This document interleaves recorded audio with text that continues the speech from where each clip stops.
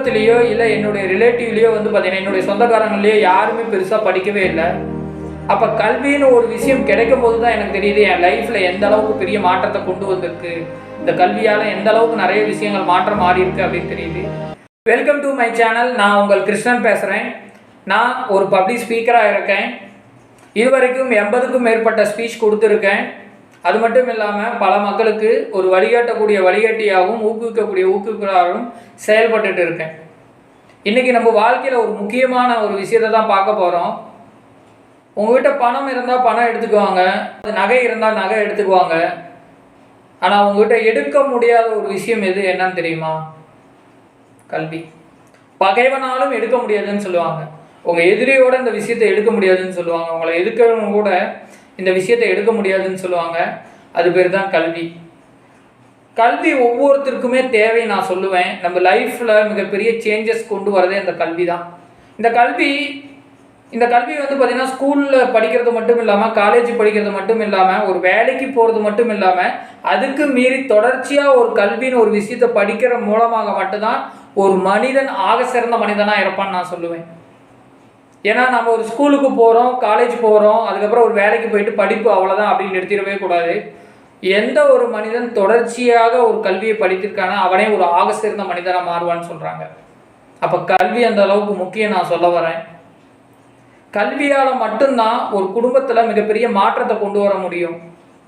இது எப்படிப்பா நீ சொல்கிற, எப்படிப்பா பாசிபிள்னு கேட்டேன்னா, குடும்பத்திலேயோ இல்லை என்னுடைய ரிலேட்டிவ்லேயோ வந்து பார்த்தீங்கன்னா என்னுடைய சொந்தக்காரங்களையோ யாருமே பெருசாக படிக்கவே இல்லை. அப்போ கல்வின்னு ஒரு விஷயம் கிடைக்கும் போது தான் எனக்கு தெரியுது என் லைஃப்பில் எந்த அளவுக்கு பெரிய மாற்றத்தை கொண்டு வந்திருக்கு, இந்த கல்வியால் எந்த அளவுக்கு நிறைய விஷயங்கள் மாற்றம் மாறி இருக்கு அப்படின்னு தெரியுது.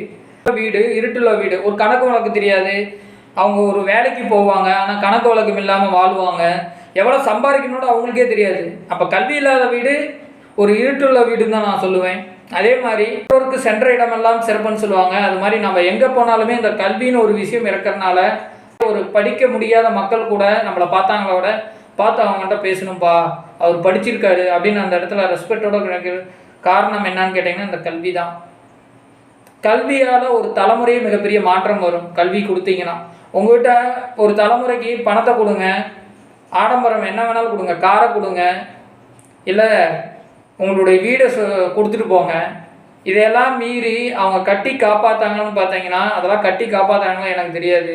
ஆனால் கல்வின்னு ஒரு சிறந்த ஆயுதத்தை அவங்களால கட்டி காப்பாற்ற முடியும். சீரியஸாக அவங்க லைஃப்பில் மிகப்பெரிய மாற்றம் வரதே இந்த கல்வி தான் சார். என் லைஃப்பில் அந்த மாற்றம் நிகழ்ந்திருக்கு. என் லைஃப்பில் நான் ஃபஸ்ட்டு ஜென்ரேஷன்.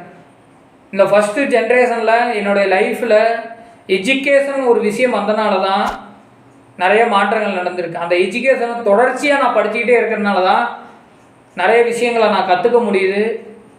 என்ன நான் எந்த அளவுக்கு உயர்த்திக்க முடியுதோ அந்த அளவுக்கு உயர்த்திக்க முடியுது. அதுக்கு காரணம் ஒரே ஒரு விஷயம், கல்வி. சிறந்த தலைவர்கள், இன்றைக்கி சிறந்த தலைவர், உலகத்தில் சிறந்த தலைவர்கள் எல்லாருமே சொல்கிறது என்னென்னா அந்த கல்வியை பற்றி தான் சொல்கிறாங்க. Education is a most powerful weapon which you can change the வேர்ல்டுன்னு சொல்கிறாரு நெல்சன் மண்டேலா. ஒரு மனிதனுடைய மாற்றம், ஒரு மனிதனுடைய வாழ்க்கையில் ஒரு பெரிய மாற்றத்தை கொண்டு வரணும்னா அவனுக்கு கல்வின்னு ஒரு விஷயத்தை கொடுத்தா மட்டும்தான் அவன் வாழ்க்கையில் மிகப்பெரிய மாற்றம் கொண்டு வர முடியும்னு சொல்கிறாரு. அதே மாதிரி கல்வி இல்லாத வீடு இருட்டுள்ள வீடுன்னு சொல்லுவாங்க நம்ம லைஃப்பில். நீங்கள் கல்வி இல்லாத வீட்டை போய் பாருங்கள், அவங்க எப்படி இருப்பாங்கன்னு போய் பாருங்களேன்.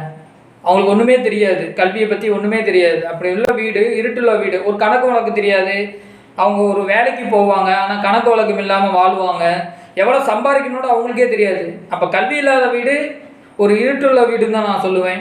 அதே மாதிரி நம்மளுடைய திருக்குறளில் பார்த்தோன்னா, ஒருமை கண் தான் கற்ற கல்வி ஒருவருக்கு எளிமையும் ஏமாப்பும் கிடைக்குன்னு சொல்கிறாங்க. ஒருமை கண்ணா ஒரு பிறவியில் பெற்ற கல்வி உங்களுடைய 7 தலைமுறைக்கும் வளர வைக்குன்னு சொல்கிறாங்க.